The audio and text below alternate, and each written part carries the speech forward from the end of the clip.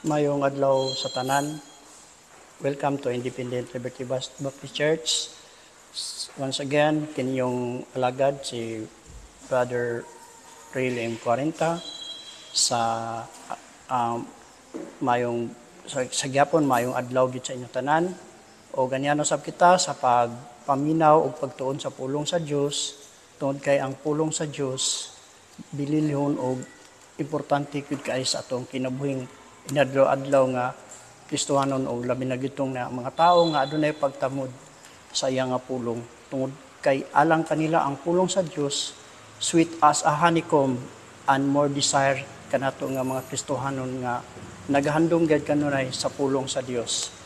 Alang sa patukuronan sa mensahe karon nga hapuna or adlaw atong mabasa sa Galatians 3:16. Now to Abraham and his said seed, where the promise made, he saith not unto seeds as of many, but as of one, unto thy seed, which is Christ. Magampo kita.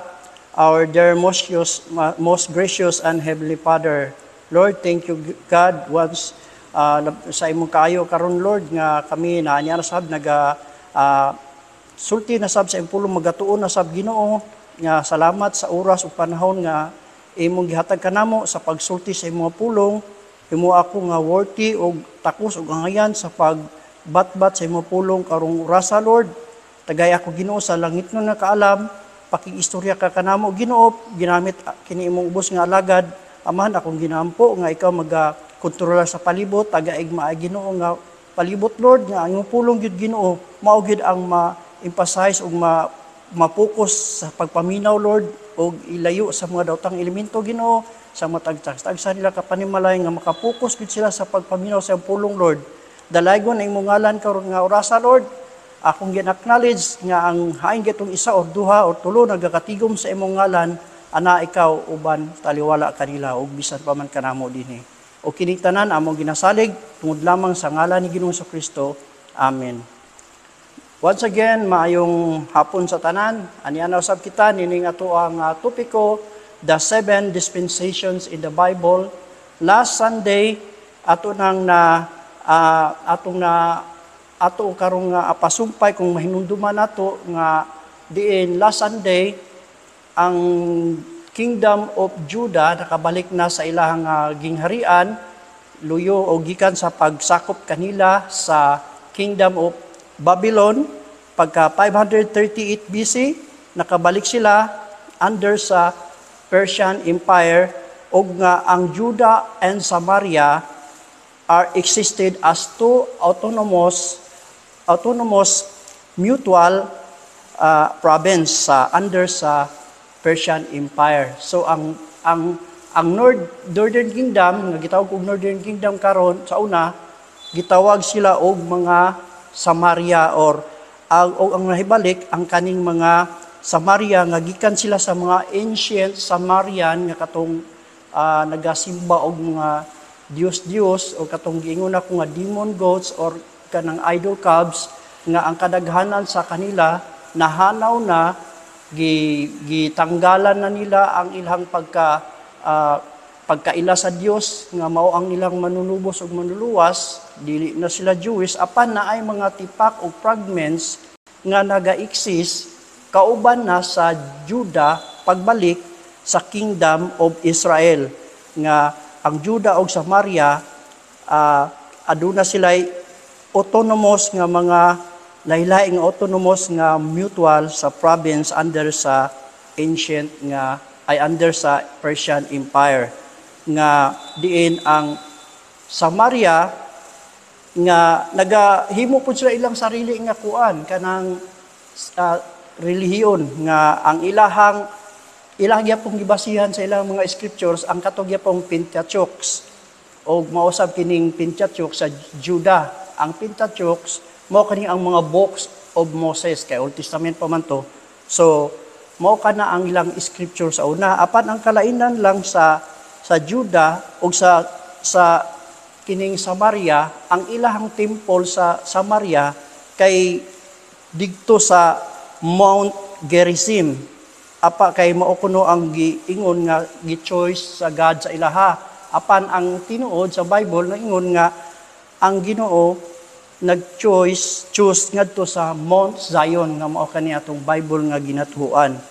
O pila istorya adunay sabyang gikabalik ang Juda og ang Samaria sa ilang nga lugar sa Kingdom of Israel nga adunay Greco-Persian War. Unsa man kining Greco-Persian War?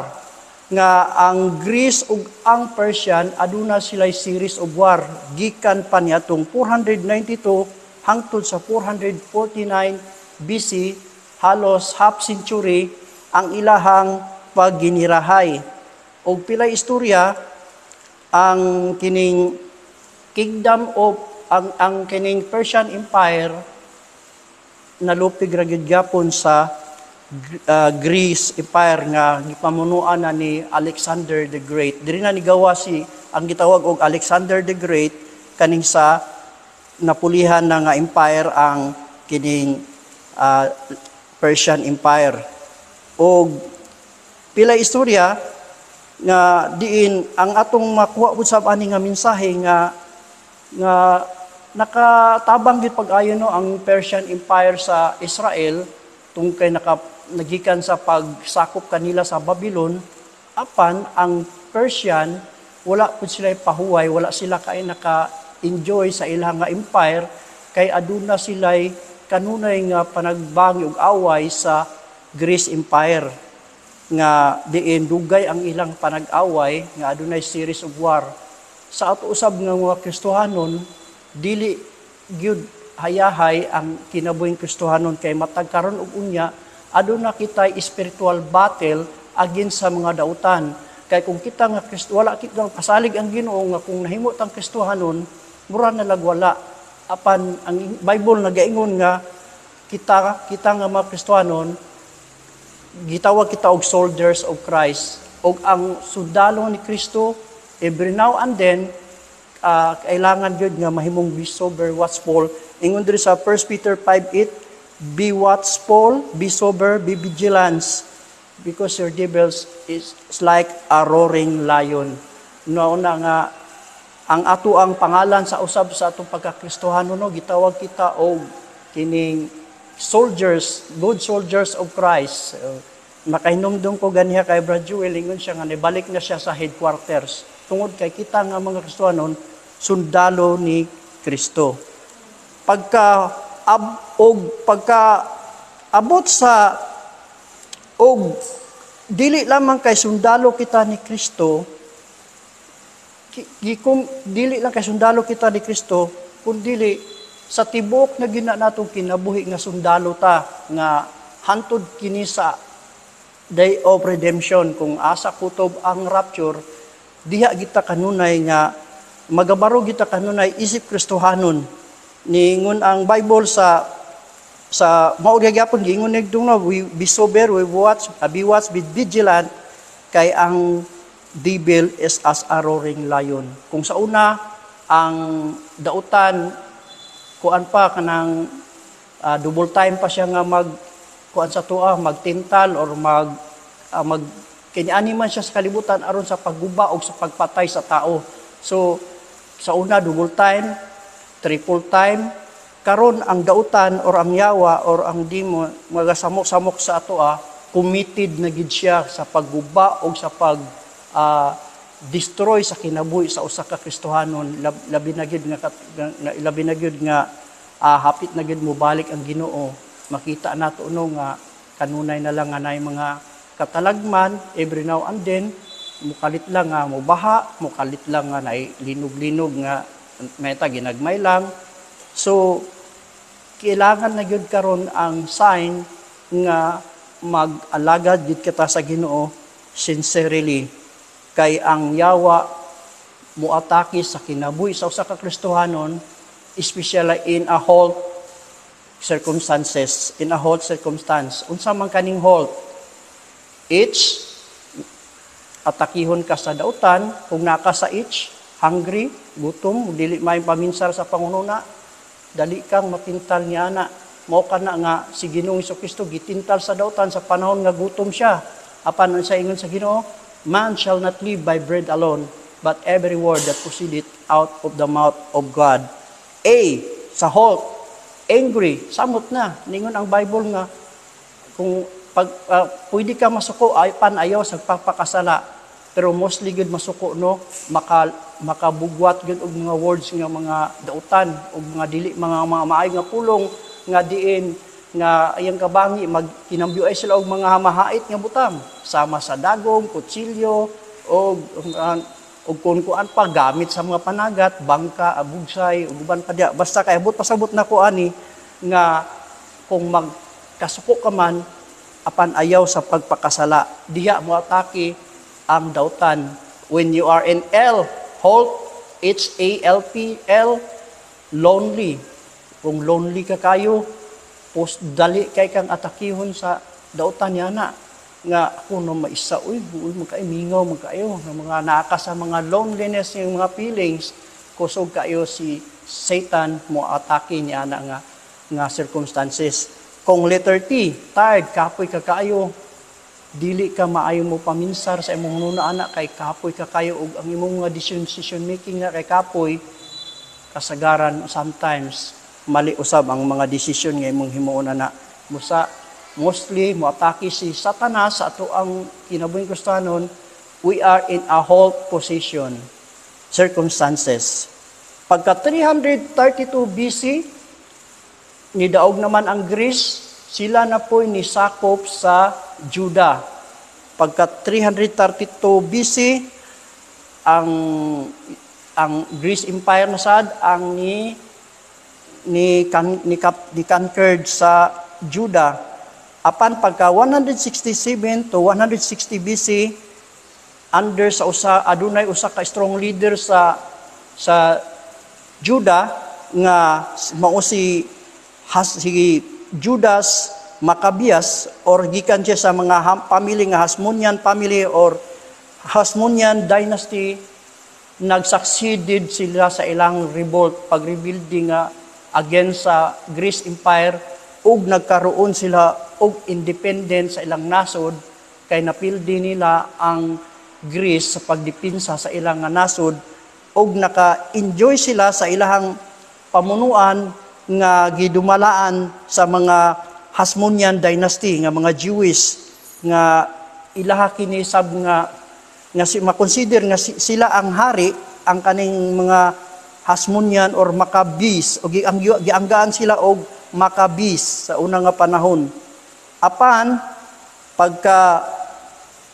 pagkaabot og 135 to 104 BC, ang katong kinuhuan sa mga Samarian nga naapoy temple nga gikuan sa Ginoo, gipili nga katong Gerizim, Mount Gerizim, gipulpog ni John Hyrcanus nga gikan sa dynasty sa Maccabees sa Jewish, og diin naguba ang ilang tinuhuan nga temple didto sa mga Samarian, kay ang tinuod nga temple nga gipatukod sa Ginoo didto sa Mount Zion.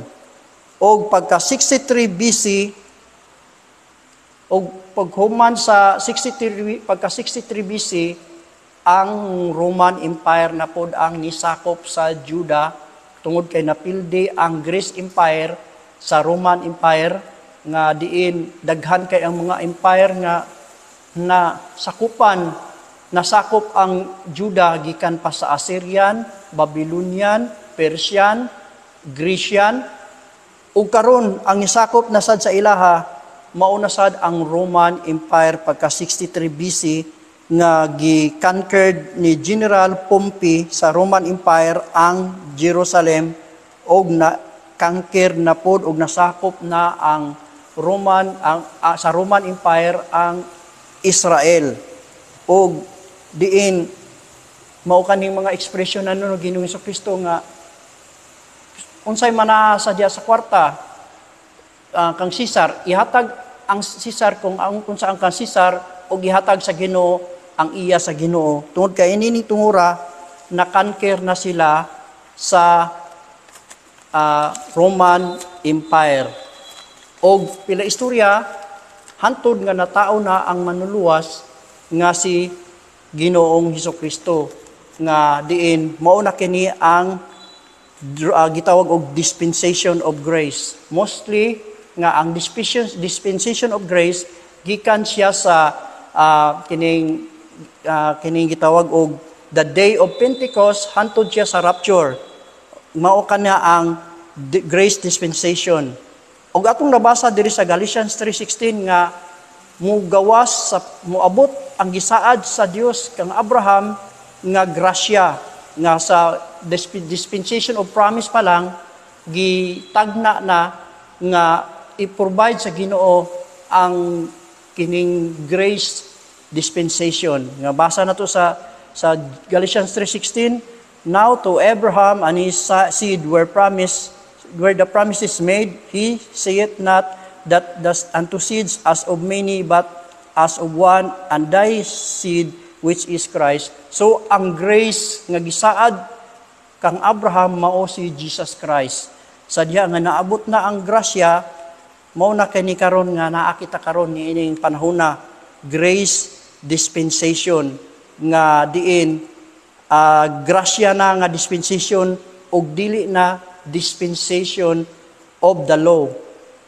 Tungod kay ang Bible na ingon diri sa John 1:17, for the law was given by Moses, but grace and truth came by Jesus Christ. So atong masayran nga ang balaod di ay gihatag kang Moses o kaning balaod dispensation of the law angay lang gid kini sa mga Israelitas o kita nga mga hintil ang angay kanato kining grace dispensation nga diin ang grasya mao si Ginoong Hesukristo nga ingon diri the grace and truth came by Jesus Christ.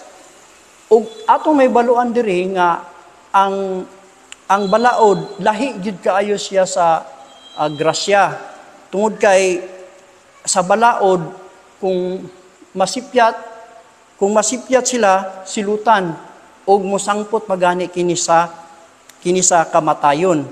Sama pananglitan aning kining babay nga nasakpan sa akto sa pagpanapaw nga diin ang silot niini sa dispensation of the law kamatayon. Nga basahon na to sa Romans, sa John 8, nga ang silot nga gining akong gisgutan is kaning adultery.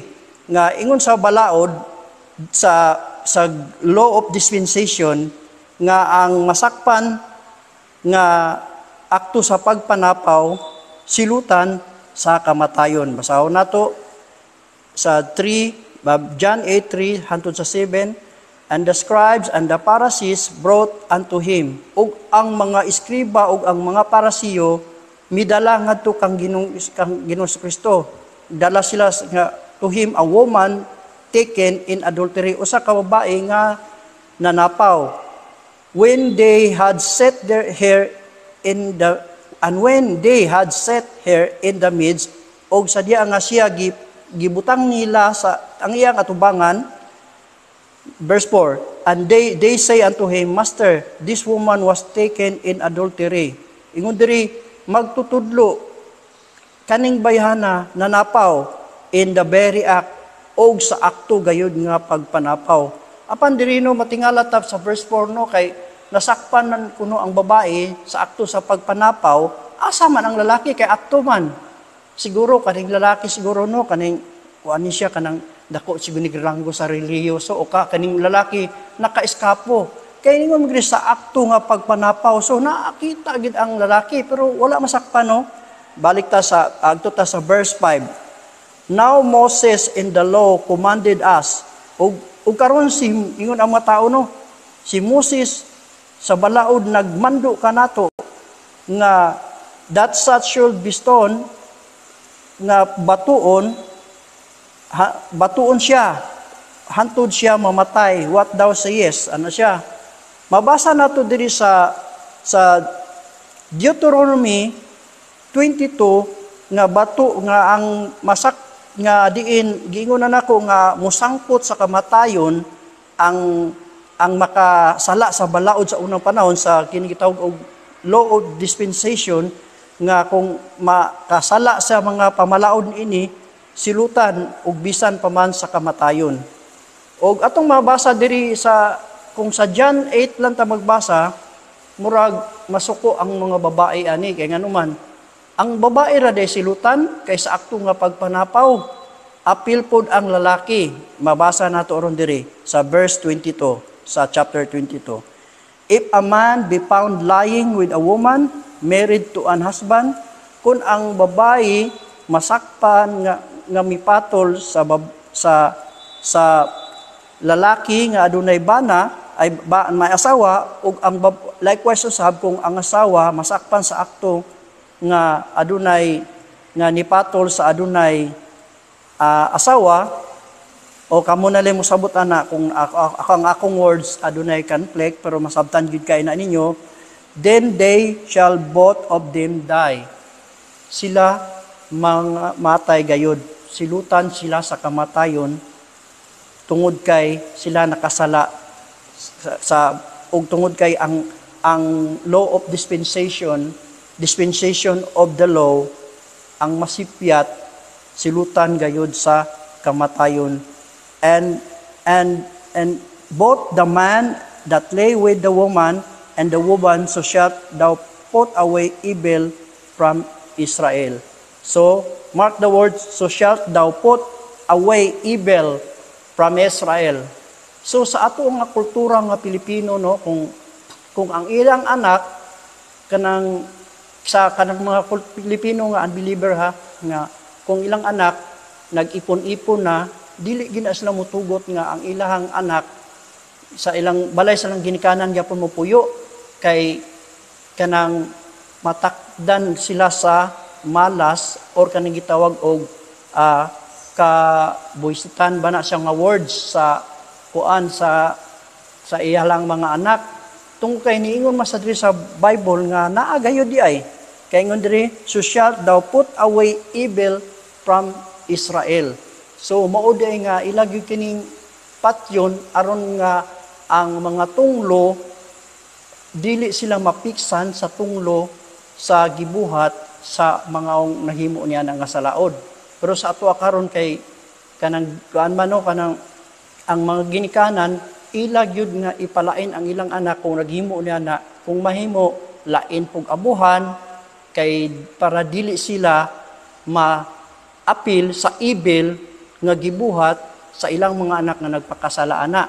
Og usab katuusab nga mga nay anak nga dalagag ulitaw kung ang ilang anak kung siya may nakadungog karon nga unbelievers nga kung naghimo aning fornication usab sama gyapon ni siya sa adultery sama gyapon ni siya sa live-in kaning fornication kung makabalo ka ng fornication ka kung maluoy ka sa imong inahan ug amahan hangiwa imong inahan ug amahan nga mapa sa likod na lang ko mupuy og balay ug maghimo pug abuhan kay kung magtipon-tipon gyud ka sa ilaha nga wa ka magsaba matingala na lang ang inahan nga nagsakit ra may kalit imong papa nga wala ka balo sa hinungdan ka matingala na lang ka nagsakit man akong mama nga wa hinungdan nya matingala na lang ka kay daghan pa ang sudla ang bugas ni kalit lang day kahubas tungod kini siya kay naay fornication sulod sa panimalay. Kung siya nga anak wala mag-fornication niya iya day ay isa ka igsuon na adi ay nilusot lang gyapon busa na biblically gid kani siya no ningon diri sa Bible ningon diri sa atong gibasa sa nga aron nga walay evil nga maron nga ang mga evil ang malas ang tunglo mapahilayo sa Israel apan ang pangutana karon kaning babae nga mao ilang gidala ngadto kang Ginoo sa Kristo nagbasol man pud in taon naghinulsol man pud unsaon na lang na karon nga nakita man ni Ginoo sa Kristo nga naghinulsol man pud siya sa iyang mga kasalanan busa niingon siya diri sa John 8 Ningon siya diri kung unsay tubag ni Ginoong Kristo sa sa verse 7. And when they continued asking to him, gipadayon gid nila og pangutana si Ginoong Kristo. Ilag yung bitikon ba, ilag yun nga tagaag si Piat si Ginoong Kristo. Og sa verse 7 ingon diri og ang Dios sa grasya nga mao si Ginoong Kristo nibangon, he lifted up himself and said unto them, og nisulti kanila, he that is without sin among you, let him first cast a stone over her. Ang Diyos sa grasya nga nakabalo sa kasing-kasing sa babae, niingon siya kung kinsa ang walay sala kaninyo, may una nga mo bato kaniya, apan wala gayoy ni bato kaniya, ug niingon siya sa babae, asa naman sila nga nag-accuse, wala naman. Og niingon si Ginoo, go and sin no more. Lakaw ug ayaw na pagpakasala. Tungod kay nakita ni Ginoong Kristo nga ang babae nga gidala usab kaniya, nagbasol usab nga gidala ngadto sa iyaha nga gisumbong kaniya nga nakasala sa pagpanapaw.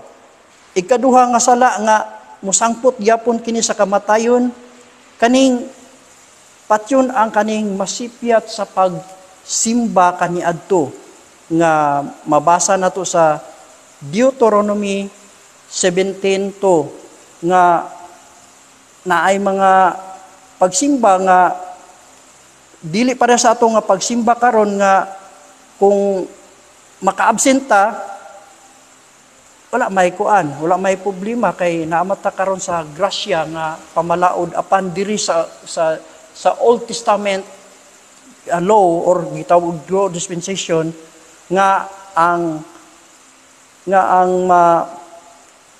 masakpan nga ang nasakpan nga wala magsimba or nagabuhat-buhat og mga buluhaton sa adlaw nga igpapahulay, silutan siya sa kamatayon. Basahon nato sa Exodus dayon siya, Exodus 31:15. Exodus 31:15. Ingon diri, 6 days may work be done, but in the seventh is the Sabbath of rest, holy to the Lord. Whosoever doeth any work in the Sabbath day, he shall surely be put to death. So, na ay mga Christian karon nga religion no nga ang ilang adlaw nga isisimba Sabado. Unya karon kay nang hugas man sila plato. Nang kuan man ayo magsakyanan. Dapat patay na sila. Kay ingon man diri nga ang magpanglihok-lihok ug masipyat jud aning adlaw shall be put to death. Na uban nga maglimpyog CR, na ay naapagyoy kaning mulaag pag downtown adlang Sabado nga mao makana ilang panata nga mao kana ang tama ang adlaw, ginapait nila nga tama ng adlaw, di gid mo maluwas kay kanigong adlaw ang tama nga igsisimba, dili Domingo apan naay mga paglihok-lihok sa mga balay nga diin mao gani ang gining gikahaglukan gani sa mga iskriba ug mga parasiyo nga giingnan ni Ginoong Kristo, mga hipokrito kamo. Ya siya nga kay ingon pa sila kang Ginoong Kristo nga unom ka adlaw, wala ka magbuhat na ni. Kining adlaw ipapahuway ni ayo ka og masakiton. Ingon si Ginoong Kristo nga asa may mas labing maimuhaton, ang pag-ayo o ang pagdaot, ang pagpatay o ang pagbuhi. Nga na si ingon din si Ginoong Kristo sa mga punuan sa mga sinaguga, nga iskriba o mga parasiyo, nga mga hipokrito kamo, nga sa adlaw ipapahulay, ginabuy-an ninyo o ginatugway ninyo ang iyong mga ox o cattle aron makainom tubig o makasibsib. So, nasakpan sila no? O nahaglo kayo sila, kaya naman, kabalo man sila sa balaod nga kamatayon ang tugbas nini nga makalapas sa Sabbath day, apan ang mga naghimo karog Sabat no, dili gid sila silutan sa kamatayon bisan pa man og nakasipyat sila niini. Mao kani ang pangutana nga kusog kay silang mupait nga tama nga adlaw Sabado apan masipyat o ingon diri bisan pag nag-skip ka sa adlaw Sabado pero naglihok-lihok ka kamatayon lang gyapon labi na makit-an nga maka-accuse sa ilaha nga uy naglihok-lihok man ni si Tampulana mahukman siya sa kamatayon. So dili gid basta-basta ang balaod sa una no kay masipyat sa Sabbath day nga silutan gid sa kamatayon dili para karon nga grasya na nga bisan pag maka-absent anang Domingo dili man siya silutan sa kamatayon bisan pag hapdira siya mosimba dili man tungod kay ania na kita sa grasya nga dispensation nga nga diin ang naghatag niini nga grasya mao si Ginoong Hesukristo. Niingon ang Bible sa Galatians 10:14, ye observe days and months and times and years. No? Nga diin ang naay mga Kristohanon sa Galatians nga naga-observe balaod kini sa grace sa dispensation of the law nga ang pag-observe sa mga adlaw, bulan ug tanang panahon ug mga tuig. Ingon ang Bible nga dili na ni kinahanglanon pa nato nga maga-observe kita niini nga mga espesyal nga mga adlaw nga sumala sa gisugo sa balaod. Kay klaro kay nga gisulti man ni Apostol Paul ug sa uban pa niya nga basahon dinhi sa kasulatan nga si bisan kinsa nga dili na ta dili na kinahanglan nga bisan unsa nga kinahanglan sa balaod nga mopabadayon pataani nga mao nga mga pagpaningkamot ug paninguha nga nga magbuhat nga gilauman nga ang maangkon kaluwasan.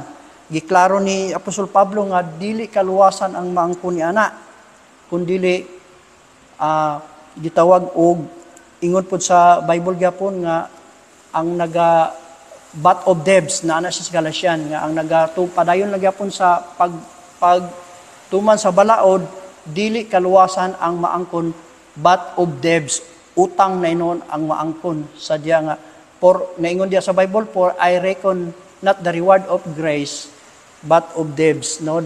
Kung nang nag-isip ka nga maghimo ka sa kasuguan aron nga maluwas ka, dili kaluwasan ang imong maangkon kun dili utang. Og niingon diri ang Bible sa Romans 14:6 naingon diri ang Bible sa Romans 14:6. Ingon diri 5-6. 5 hangtod sa 6. Romans 14:5-6. One man estimate one day above another. Another estimate every day alike. Ingon diri, usa ka tawo nga magtamod og usa ka adlaw labaw sa ubang mga adlaw. Lain usab nagtamod sa usa ka adlaw nga parihara tanan nga mga adlaw. Let every man be fully persuaded in his own mind.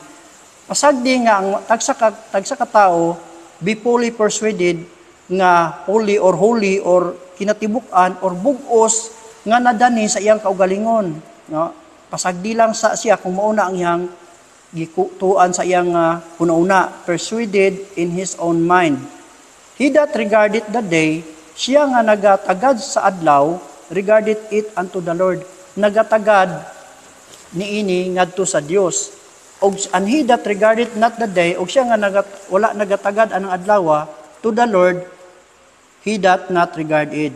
Og ngadto sa Ginoo, kinidili niya ginatagad. Ang buti pasabot niini nga wala na tagigawngan sa balaod nga ang adlaw gyud nga igsisimba Sabado kay dili na kita ilalom pa sa balaod nga diin nga bisan sa adlaw ng Sabado atong tumanon kay niingon diri nga kinsa tong mga nagaset og adlaw nga kana ang ilang adlaw nga labaw sa tanang adlaw niingon diri regarded unto the Lord. Kung ang ilang gisabutan Sunday Wala dili na rason nga ang Sunday kay kanung kuana kay adlaw na sa pagano, adlaw na sa kuan, wala kami kuana na mag una-una ana. Mao lang kanang adlaw ang among gisabutan nga adlaw nga igsisimba ingon diri, regarded it unto the Lord. So wala na kita masakop pa sa balaod kundili sa grasya na. Ingon po diri nga ang magsimba usab og mga Dios masakpan nga nagsamba og Dios patyon sad. Mabasa nato sa Exodus 24 nga naingon dia sa gibasa na nato diri sa Exodus 28 ug 10 nga dili ta ang magsimba og Dios mahiagom usab sa silot sa kamatayon. Mabasa nato na siya sa Deuteronomy 17. Gibasa na nato ni ganyan no, sa Deuteronomy 17 verse 3. And hath gone and served other gods, and worship them, either the sun, moon, or any of the hosts of heaven, which I have not committed. Ingon diri sa verse 5, patyon, kaysa itong nagasimba og mga gods, mga nagasimba og mga sun, moon, or heaven. Ingon ang Bible nga sa Exodus nga dili ka magbuhat og mga linilok nga larawan. Kay diri sa verse 5 ingon ra ba nga patyon. Mako na lang basahon sa Exodus Deuteronomy 17:5 no. Then shalt thou bring forth and man that woman which have committed the wicked thing unto the gates, even the man or the woman shalt stone with them stones till they die. Batuon ang mga nagasimba og mga linilok nga larawan hantod nga sila mamatay. Nga ang ilang mga larawan sa una sun, moon, and stars. O ingon pod ang Bible ingon lagi ang Bible nga sa Exodus 20 verse 4 nga dili ka maghimo og linilok nga larawan. So wala pa na siya nagisgot sa simbaha, dili ka maghimo og linilok nga larawan. Wala pa ko maingon nga ayo nagsimba ang gihimo ninyo nga linilok larawan. Klaro ug tataw kayo ang sugo sa Ginoo sa Exodus, ayaw pagbuhat og linilok nga larawan. Bisan pa man kung kini nga larawan pareha gignaw sa apostolis, pareha gignaw sa Ginoo. Kung nakita man ninyo sa una kung na may picture, kay ningon ang Bible klaro kay nga bisan unsa nga panagway man na, dili man na ingon nga shadow.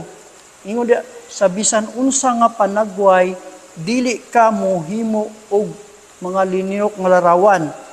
Napoy maingon nga binuang naman na brother nga bisan tinuod ligid nga pangnaong sa apostolis, maugi na iyang naong naghimo na mo dili gyapon simbahon. Dili gyud kay ningon ang Bible nga dili ka maghimo og linilok nga sa larawan bisan pa man og kini pareha gyud kayo og naong sa apostoles. Kay gani si Apostle Peter girebuke man gay niya nga nagsimba sa iya, niluhod sa iya nga tubangan si kining Cornelius. Ningon siya sa Acts 10 man na siya mabasa nga kanang tindog, tao lang po ko nga sama kanimo. So moingon ka karon nga kanati bisag pagtinuod nga larawan, naa magay tinuod to nga dili gito larawan nga si Apostle Peter kaniadto ni badlong siya sa nihapa og nisimba sa iyaha nga niingon siya nga tindog kay tao lang pug ko nga sama kanimo kay nihapa og niluhod sa iyang tubangan unta si Cornelius apan iyahang girebuke tungod kay tao ra pud siya nga makasasala nga sama kanimo. Busa ang Bible busa ang mga tao nga magsimba og Dios sa una nga panahon magiagom sa silot sa kamatayon. Apan salamat sa Ginoo nga na ania nakita karon sa grace dispensation. Sa ato pa, unsa may purpose nga nung ang balaod? Nga, ang grasya man di ang makaluwas sa balaod dili. Ang purpose sa balaod, ang katuyuan nga, aron ma-define po sa mga tao sa una, ang sala og ang sala nga diin, kung makasala, nga makabalo sila nga sa standard sa Dios aron nga adunay gitawag kini siya schoolmaster. Ang balaod nagpadayag kanato nga sa pagpakinabuhi nga kundiin kung makabalo kita sa langtunganan sa pagkinabuhi sa makasasala ug pagrebildi sa Dios, adunay silot nga maangkon. Og ingon pud diri sa Galatians nga ang katuyuan sa balaod mao ang pag-ila kanato ngadto sa tiilan ni Ginoong Kristo nga ngadto kang Ginoong Hesukristo. Mabasa nato na siya last verse karon no, Galatians 3:24, Galatians 3:24.